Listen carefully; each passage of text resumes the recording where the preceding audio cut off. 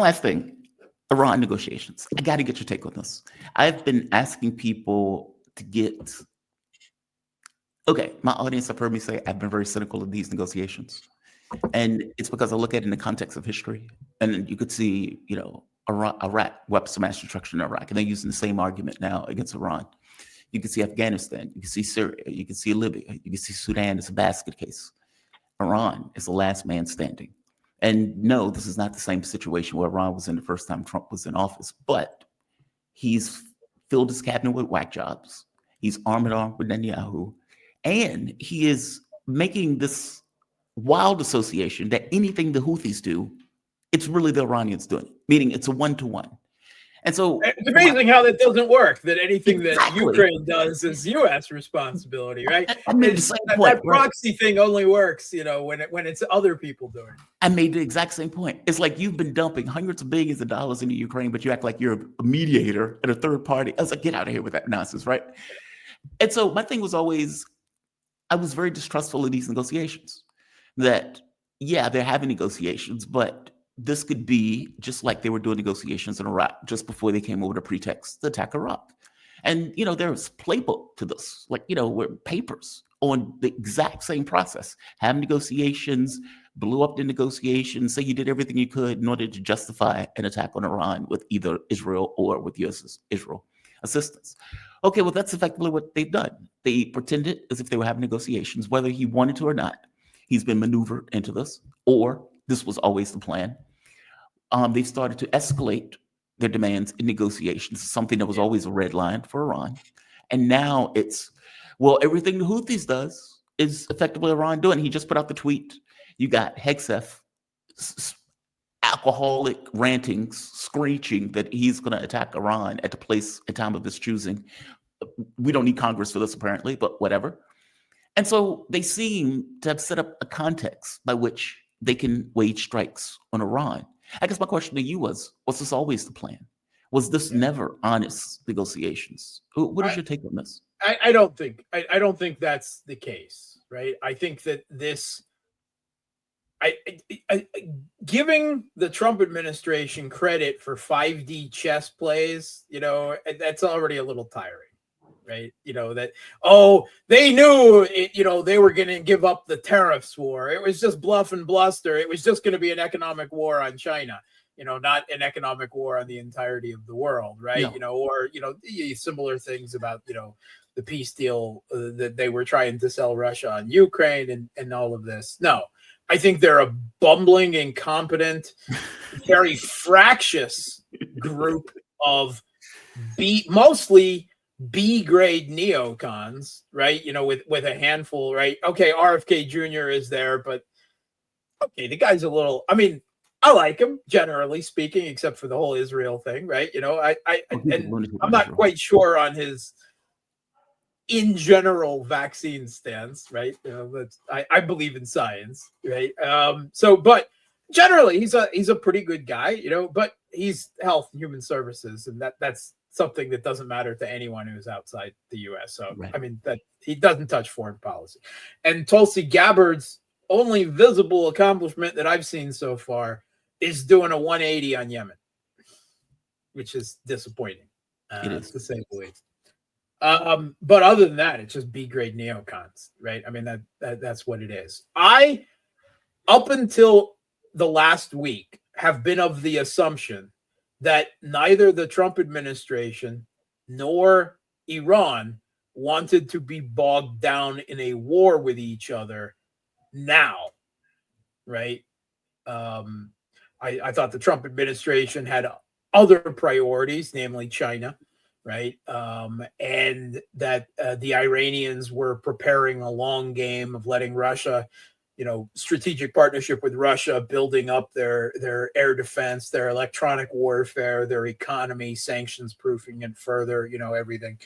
That just like happened in the Biden administration, that despite everything that happened, when I say Biden, okay, the Blinken-Sullivan administration, they still wanted to avoid, they went to great lengths despite Netanyahu trying to rope them in. I mean, they did all these pantomime strikes on either side and everything.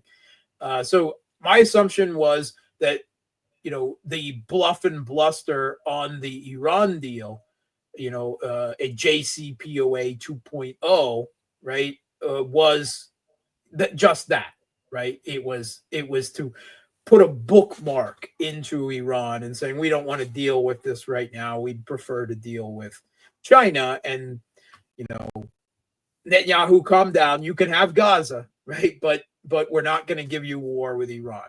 In the last week, the U.S. demands that have now emerged, right? That basically that Iran must give up all enrichment and their civilian nuclear program, right? Yes. Russia built their nuclear reactors, built Bushehr, right? Something they are entitled to under international law, right? Under the terms of the Nuclear Non-Proliferation Treaty, right? They are entitled to enrichment. They are entitled to a civilian nuclear program. So this goes so far beyond, the scope of what Iran could ever agree to. Plus, they are obviously, and just as disastrously, they are also essentially saying that Iran must give up all support to the axis of resistance, right? To all Shia groups throughout the Middle East, that they must, curtail their entire foreign policy. We're allowed to have proxies, you're not. We're allowed to give money and weapons and training, whatever, to our allies. You are not, right? That is a declaration that Iran, you do not have sovereignty. Exactly. Iran, which is a significant regional power in the Middle East. And obviously Iran cannot accept that, right? And add to that, we have the Trump administration, beyond threatening to bomb Iran, is now threatening to sanction any country in the world that does any trade with Iran, right? Which is a fantasy. Let's call it there. That is a fantasy, but still, it obviously means that unless the Trump administration is willing to come down from each of those three insane escalations, right? The nuclear enrichment and civilian nuclear power program, the stopping all support for any Shia groups throughout the Middle East, and the whole issue of this a threat to sanction the world for daring to trade with Iran. Unless the Trump administration is willing to walk back all three of those, I do not see where there is any avenue for diplomacy. These are all ridiculous, just completely off the wall neocon nut job, I don't know, the Atlantic Council or something, screeds, written, that it can have no possibility in reality. Hence my original point. Yeah.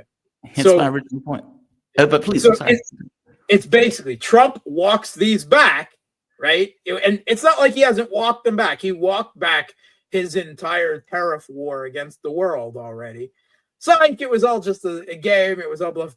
Unless Trump is willing to walk all of these back. And the problem is that unlike with the tariff issue, there is considerable support in the United States, in the lobby, right, in IPAC, and from Israel, to do the opposite. And obviously within his own administration, right? Yes, this is not something that's been planned. This is something that is emerging on the fly through arguments and people coming to the fore within the administration, pressure being supplied from outside the administration by the Trump campaign's donors and owners, right? By Israel and just by events as they're happening on the ground. This is not Trump chess, 5D chess.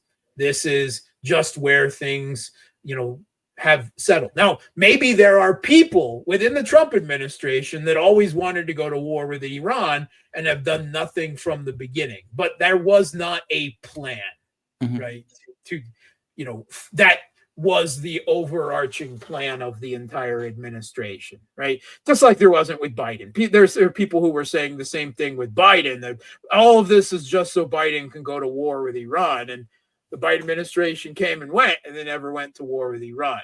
But I think, from what we've heard in the last week, that raises what I previously thought was an outside possibility of direct, of a war, of direct conflict. All the insanity I've heard out of the Trump administration in the last week suddenly makes all of that a lot more likely, right? Mm-hmm. That it just, I don't see an avenue back to diplomacy unless the Trump administration walks back, however they could do it. All of those three huge, excessive, ridiculous demands and claims. Do you think George Bush knew about Project for a New American Century when this was taking place? Or do you think Bush was maneuvered into it? And just explain the reason I ask. Yeah. I agree with you. I don't think Trump I think Bush was maneuvered, right? I'm sure there were people within his. We know Dick Cheney openly talked about handling it, right? I guess that's my point with Trump too, though, right? Like, if, let's say, I believe that Wickoff was sent over there to get a deal, which I do, by the way. I think all things being equal, I don't want to have a war. Go get me a deal.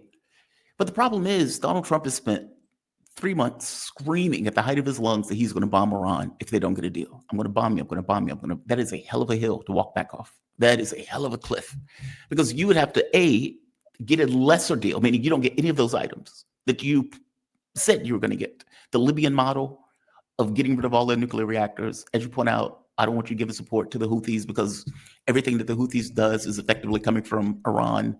So you guys are one-to-one, like, meaning he has to walk all of that back. He has to come with a deal where he says, okay, I got 3% enrichment. They're not going to do more than that.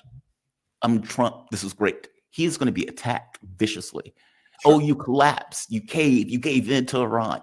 And on top of that, the screeching that he's going to bomb Iran if he doesn't get a deal. So, you don't really get the deal you said you want. And you got to come off that cliff of, I know I said we were going to bomb for 3 weeks or 3 months, but now we're not going to do that. You could do that with tariffs, right? You could say, okay, the economy is taking a hit. The bond market is freaking out. People aren't buying treasuries. I need to back down. That's the only reason he backed down. He was going to keep that boat going. He didn't care that the market was dropping 900 points a day. This is different to me. This is, as you point out, all of the whack jobs that are around him, Netanyahu being in his ear, meaning regardless of what Donald Trump wanted in its inception, in the very beginning, he might have wanted a deal. He might have sent Wickoff over there to get a deal. But when Wickoff came back the first time and said 3.6% enrichment, Wickoff was immediately attacked, in which case the person who started talking was Rubio, who's a lunatic. And Rubio's thing was, we want the Libyan model. That's what we have to get. They can't have nuclear reactors. They can't do their own enrichment. And Iran, day one, said, this is off the table. So they went in with a deal or escalated to something that they knew Iran could never accept, which is the reason why I'm looking at that like, okay, then you want a war.